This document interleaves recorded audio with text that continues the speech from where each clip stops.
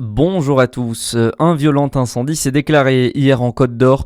Le jour de Noël aux alentours de 15h, 3 habitations ont été ravagées par les flammes dans la commune de Brazay-en-Plaine. Une trentaine de sapeurs-pompiers étaient mobilisés dans une ferme où 3 maisons mitoyennes ont été touchées.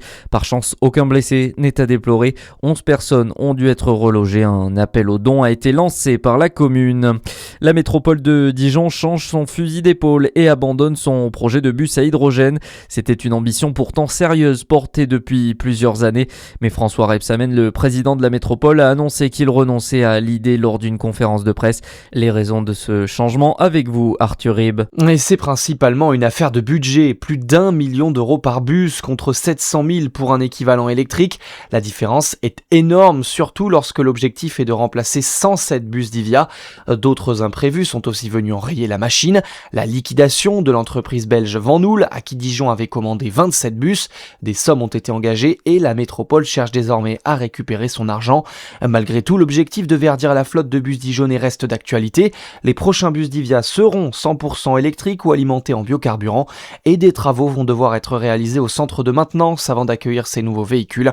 Un chantier estimé à près de 10 millions d'euros. Et pour autant, Dijon Métropole a assuré que le choix de l'hydrogène n'était pas définitivement enterré, mais que le sujet serait réexaminé lorsque la technologie aura fait ses preuves.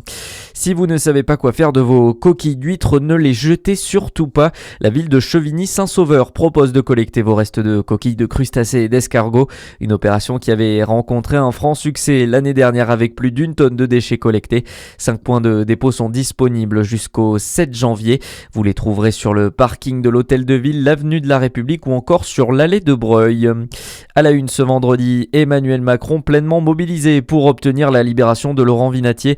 Le chercheur français de 49 ans est détenu en Russie depuis juin 2024 après avoir été condamné à 3 ans de prison pour ne pas s'être enregistré en tant qu'agent de l'étranger.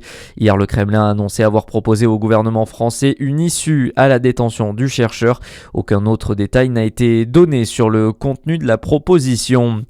Elle n'est pas terminée, mais son intensité a fortement diminué. La Poste a annoncé hier soir un quasi-retour à la normale de son activité. C'était après avoir été victime d'une cyberattaque ce lundi. Celle-ci a grandement perturbé le suivi de la distribution des colis en pleine période de Noël. La Poste qui assure qu'aucune donnée sensible n'a été volée. Une plainte a été déposée mardi, tandis qu'un groupe de hackers pro-russes a revendiqué l'attaque. Et puis c'est chaque année le même phénomène. Au lendemain de Noël, de nombreux cadeaux sont déjà remis en vente sur les sites de petites annonces. 1 demi-million de nouvelles annonces ont notamment été enregistrées sur eBay. Hier, près de 400 000 chez son concurrent Rakuten. À suivre votre météo sur Fréquence Plus.